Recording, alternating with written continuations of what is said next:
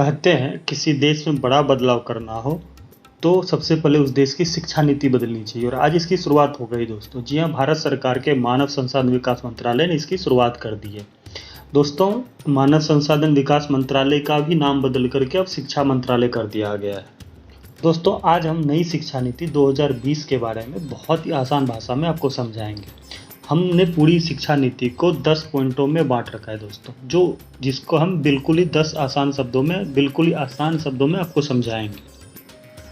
पहला पॉइंट दोस्तों, अब तक की जो भारत की स्कूल व्यवस्था थी दोस्तों, वो 10+2 के फॉर्मेट में चलती थी, लेकिन अब इसे 5+3+3+4 के फॉर्मेट में बदल दिया गया है।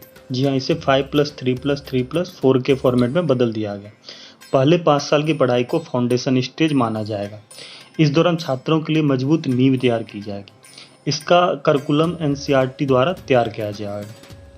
पहला जो 2 साल होगा दोस्तों, पहला खेलकूद से और अलग अलग तरीके से पढ़ाई कराया जाएगा। दूसरा पॉइंट है दोस्तों, क्लास 3 से 5 तक के छात्रों के लिए। क्लास 3 से 5 तक के छात्रों को भविष्य के लिए तैयार किया जाएगा। उसे 3 से 5 क्लास तक के बच्चों के लिए मैथ, साइंस, सोशल साइंस जैसे सब्जेक्ट से रूबरू कराया जाएगा। उसको उस सब्जेक्ट के बारे में इंट्रोड्यूस किया जाएगा, उसके बारे में बताया जाएगा दोस्तों। 6ठी से 8वीं क्लास को मिडिल क्लास माना जाएगा दोस्तों। जी हाँ, 6ठी क्लास से 6 से 8th क्लास के बच्चों को मिडिल क्लास माना जाएगा। 9 से 12th क्लास को लास्ट स्टेज माना जाएगा। तीसरा पॉइंट दोस्तों, अब स्कूल में पहले जैसा स्ट्रीम सिस्टम नहीं होगा। अब पहले क्या होती थी कि साइंस होता था, सब्जेक्ट साइंस, सोशल, आर्ट्स और कॉमर्स 3 स्ट्रीम होती थी, उसमें से आपको चुनना होता था। लेकिन अब ये नहीं होगा।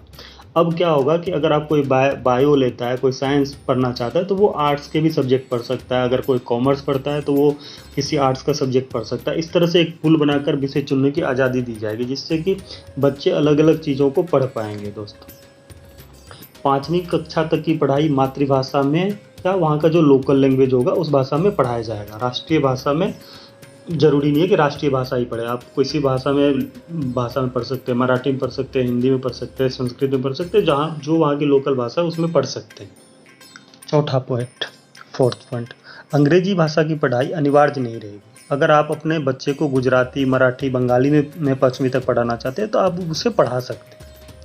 5वां पॉइंट, इंग्लिश अब एक विषय सब्जेक्ट के तौर पर पढ़ाई जाएगी, वो कंपलसरी नहीं रहेगी। अगर आप इंग्लिश पढ़ना चाहते हो तो आप एक सब्जेक्ट के रूप में ले सकते हैं। 6th पॉइंट, 6th क्लास से बच्चा कंप्यूटर कोडिंग सिखाया जाएगा। जी हाँ, अब पहली बार क्या हुआ है कि 6th क्लास से कंप्यूटर कोडिंग बच्चे को सिखाया जाएगा। 6th क्लास के छात्र भी अगर वो चाहे तो इंटर्नशिप भी कर सकता है, कंपनी वगैरह में जाकर के इंटर्नशिप भी कर सकता है। ये बहुत बड़ा बदलाव हुआ है दोस्तों। 7वां पॉइंट, 9वीं से 12वीं क्लास की परीक्षा अब सेमेस्टर सिस्टम के तहत होगा। यानी जैसे कॉलेज में पहले सेमेस्टर वाइज क्लास होता था, उसी तरह अब 9वीं से 12वीं तक की परीक्षा क्या होगा, सेमेस्टर वाइज होगा।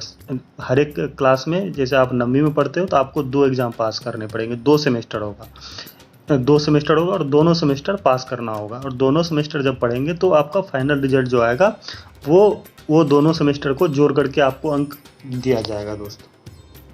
7वां पॉइंट दोस्तों, बोर्ड की परीक्षा का अब आसान बनाया जाएगा और छात्रों की क्षमता पर ज़्यादा ध्यान दिया जाएगा। ट्यूशन और कोचिंग क्लासेस की जो आदत लगी हुई उसको समाप्त कर दिया जाएगा। बोर्ड परीक्षा दे रहे छात्रों को उनके पसंद के भाषा में परीक्षा लिखने की भी पूरी छूट दी जाएगी। हिंदी या अंग्रेजी किसी भाषा में परीक्षा आप दे सकते हैं। छात्र का जो रिपोर्ट कार्ड होगा को भी पहले की तरह तैयार किया जाएगा। छात्र के रिपोर्ट कार्ड को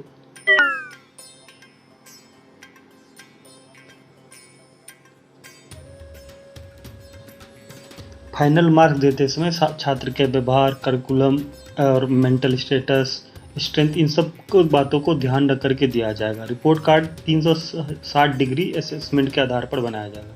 360 डिग्री का मतलब होता है कि आप उसके सारे चीज़ों को, बच्चे के हर चीज़ को एनालाइज किया जाएगा। बच्चे के टीचर भी मार्क देंगे, बच्चे के जो साथ में पढ़ते हैं वो भी उसको मार्क्स देंगे, और फिर बच्चा खुद भी अपने आप को असेस कर पाएगा, वो अपने आप को खुद को अंक दे पाएगा।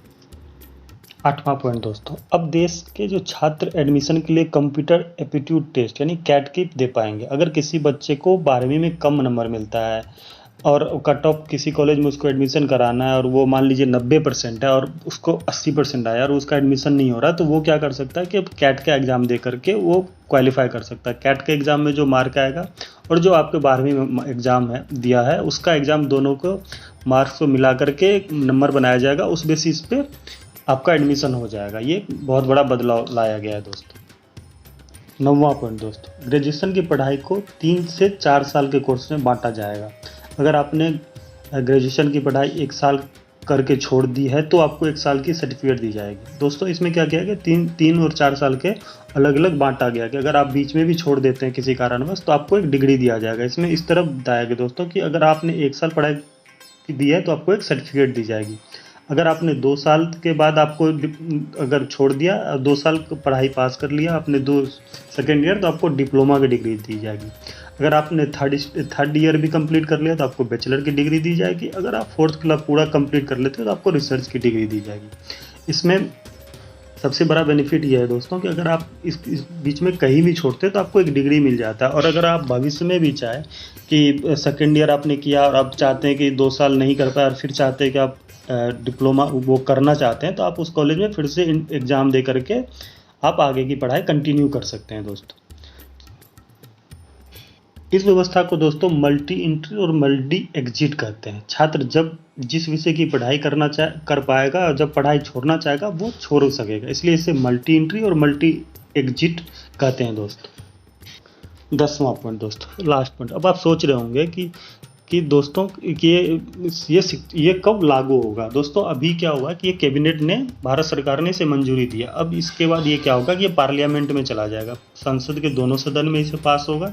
जब ये संसद के दोनों सदन में पास हो जाएगा फिर ये राष्ट्रपति के पास मंजूरी के लिए जाएगा। जब राष्ट्रपति द्वारा पास कर दिया जाएगा फिर ये कानून बन जाएगा और फिर ये लागू हो जाएगा। जब ये राष्ट्रपति से बनने के बाद कानून बन जाएगा फिर ये हर एक राज्य सरकार की जिम्मेदारी होगी कि वो इसे पास कराए और वो वहाँ कानून बना करके फिर इसे अप्लाई करेगा दोस्तों। ये ऐसा अनुमान है कि अगले साल यानी 2021 से शुरू हो जाएगी दोस्तों। ये 2021 से नई शिक्षा नीति लागू होने की उम्मीद है दोस्तों। अगर आपको हमारा वीडियो अच्छा लगा हो, आप हमारी वीडियो को लाइक और सब्सक्राइब कर सकते हैं। अगर आपको कोई चीज़ सुझाव देना चाहते हैं, आपको अगर कोई चीज़ बुरी लगी या अच्छी लगी तो आप कमेंट्स भी दे सकते हैं। थैंक यू दोस्तों।